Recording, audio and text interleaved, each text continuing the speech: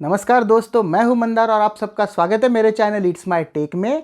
और आज हम बात करेंगे सोलर पैनल लगाते वक्त कौन सी बेस्ट प्रैक्टिसेस का हमें ख्याल रखना चाहिए और उसे इम्प्लीमेंट भी करना चाहिए। दोस्तों, अगर आपका सोलर इंस्टॉलर क्या कर रहा है उसके ऊपर थोड़ा सा ध्यान रखें और कुछ इम्पोर्टेंट बातों के ऊपर गौर करें तो ज़रूर आपके सिस्टम का लाइफ स्पैन और एफिशिएंसी में बढ़ोतरी होगी। तो आइए मैं आपको मेरे सिस्टम पे ये दिखाने की कोशिश करता हूँ कि ये कौन कौन सी चीज़ें हैं। अगर हम बेस्ट प्रैक्टिसेस को देखें तो पैनल इंस्टॉलेशन करते वक्त दो चीज़ें बहुत मायने रखती है। एक मतलब मैंने यहाँ पे बीच में जगह रखी है जाने आने के लिए। ये मेन इसलिए है ताकि मेरे पैनल्स एक्सेसिबल हो और मैं इसे साफ़ कर सकूँ। आप ये ज़रूर निश्चित कर लीजिए कि आपके जो भी पैनल कॉन्फ़िगरेशन है उसमें पैनल्स इस तरह से लगाए गए हैं, हर पैनल को आपको एक्सेस है और आप उसे साफ़ कर सकें।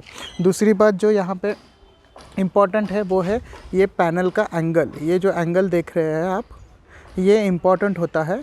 हमें जनरली इंडिया में सारे पैनल साउथ फेसिंग लगाने पड़ते हैं सबसे ज़्यादा एफिशिएंसी पे काम करने के लिए।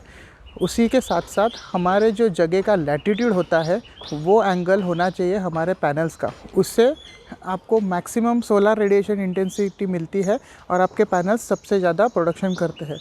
अगर आप एग्जैक्ट लैटिट्यूड उतना एंगल नहीं रख पाए तो आप ये सुनिश्चित कीजिए कि आप 30 to 45 डिग्रीज़ के बीच इन पैनल्स का एंगल सेट करें। उससे भी आपको काफ़ी अच्छी सोलर प्रोडक्शन मिल जाएगी। निचली साइड पे ये केबल ट्रेस है।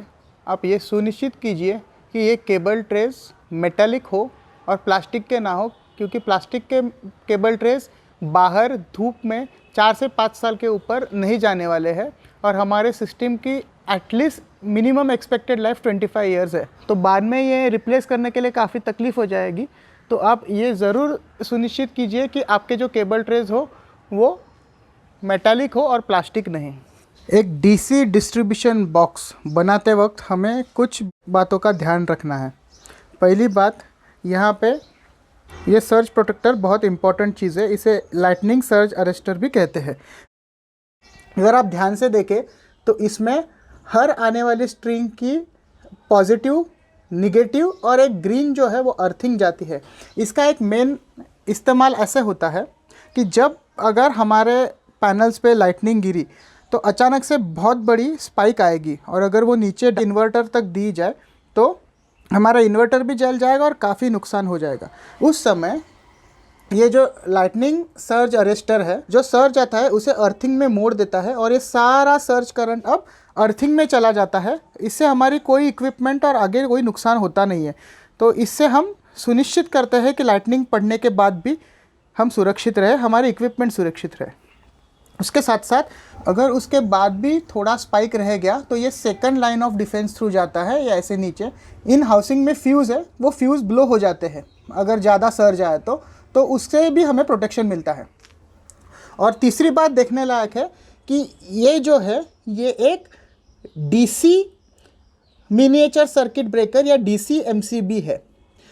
डीसी एमसीबी और एसी एमसीबी में काफ़ी फ़र्क होता है। डीसी एमसीबी में ये पॉजिटिव और निगेटिव, ये निगेटिव और पॉजिटिव साइड दी होती है।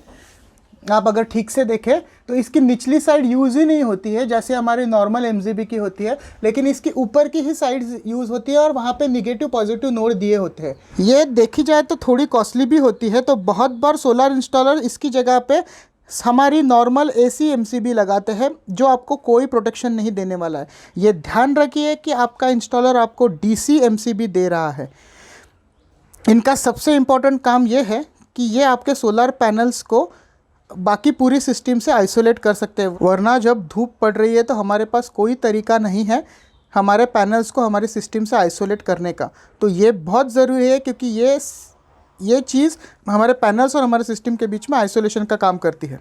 आपको एसी साइड डिस्ट्रीब्यूशन बॉक्स भी लगाना है, लेकिन एसी साइड डिस्ट्रीब्यूशन बॉक्स में ज़्यादा कुछ होता नहीं है। ये एक नॉर्मल एसी एमसीबी है, आपके सिस्टम के साइज़ के हिसाब से ये डिसाइड होता है और यहाँ पे फ्यूजेस है। तो एसी साइड पे कुछ ज़्यादा होता नहीं है, लेकिन आप ये भी सुनिश्चित कीजिए कि आपको एक एसी डिस्ट्रीब्यूशन बॉक्स भी मिलता है आपके सिस्टम के ही बाजू में। जहाँ पे आप मीटर से इस सिस्टम को कनेक्ट करते हैं उधर सेपरेट जंक्शन बॉक्स होना चाहिए।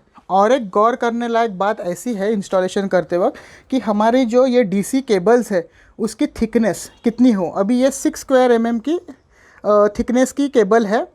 मेरी सिस्टम साइज़ के लिए मुझे 6 स्क्वायर mm चाहिए। अगर डीसी करंट को ज़्यादा डिस्टेंस फ्लो करना है तो वो धीरे धीरे वीक होता है और उसमें पावर लॉसेस बहुत ज़्यादा होते हैं।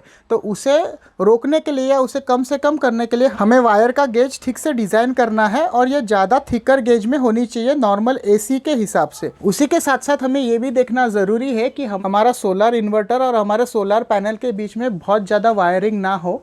उसका वही कारण है कि वरना हमारे डीसी करंट के लॉसेस बहुत ज़्यादा हो जाएंगे। आप इन्वर्टर भी खरीदते वक्त ऐसा इन्वर्टर खरीदिए जिसको इंटरनेट कनेक्टिविटी हो और वो उसके सारे स्टैटिस्टिक्स आपको वेबसाइट या ऐप बेस पे भी दिखा सके। ये मेरे इन्वर्टर को ये सेपरेट मेरे को वाईफाई स्टिक लेनी पड़ती है, लेकिन उसे मैं अटैच कर सकता हूँ या ये लाइन से कनेक्ट होता है। ये उसका सारा स्टैटिस्टिकल डेटा, कितना प्रोडक्शन हुआ है हर दिन का, हर कुछ घंटों बाद उसके सर्वर पे अपलोड करता है। उसके कारण जब भी मुझे स्टैटिस्टिकल एनालिसिस करना हो, मुझे हर दिन का, हर घंटे का या सालों का एनालिसिस करने में इजी हो जाती है, क्योंकि ये सारा डेटा उसके सर्वर पे स्टोर होता है। तो आप इन्वर्टर ऐसा ही खरीदिए जो आपको ये पूरा डेटा लॉगिंग ऑनलाइन देता हो और उसको एक्सेस ऐप बेस्ड और वेब बेस्ड देता हो। अब हम अर्थिंग की बात करेंगे। जैसे हमारे लाइटनिंग अरेस्टर को अर्थिंग लगता है तो उसके लिए एक सेपरेट अर्थिंग यहाँ पे चाहिए जो लाइटनिंग अरेस्टर के लिए अर्थिंग का काम करेगा।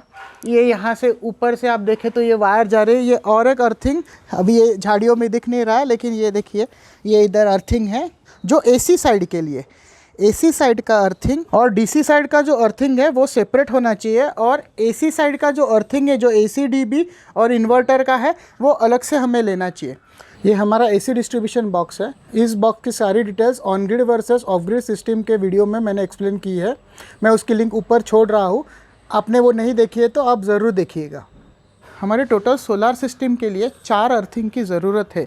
एक AC साइड अर्थिंग, एक DC साइड अर्थिंग। तो ये पैनल की जो फ्रेम है उसे भी हमें अर्थिंग करना पड़ता है। फ्रेम को मैंने अर्थ किया है, ये फ्रेम का अर्थिंग है, ये भी अलग से है।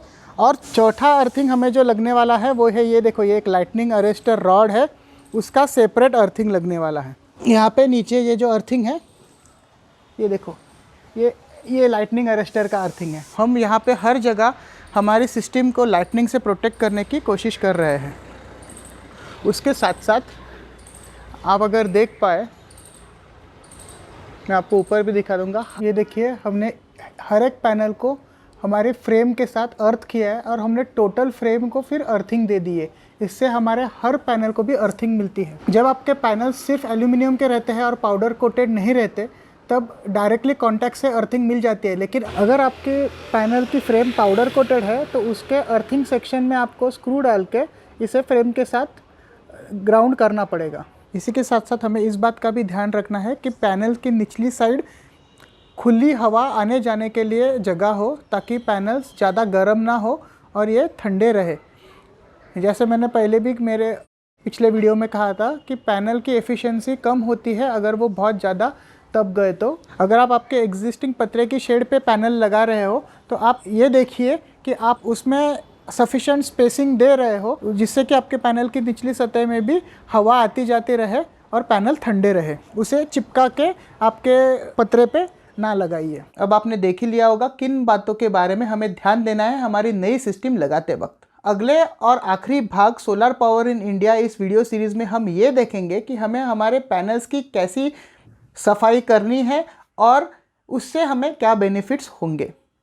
तो मैं आशा करता हूँ कि आपको ये वीडियो पसंद आया होगा। इस वीडियो को आपके दोस्तों के साथ शेयर कीजिए, इस वीडियो को लाइक कीजिए। आपने अब तक चैनल को सब्सक्राइब नहीं किया है तो इसे ज़रूर सब्सक्राइब कीजिए, और हाँ, वो बेल आइकन दबाना ना भूलें ताकि अगली बार जब मैं कोई वीडियो बनाऊँ आपको उसकी नोटिफिकेशन ज़रूर मिले। धन्यवाद।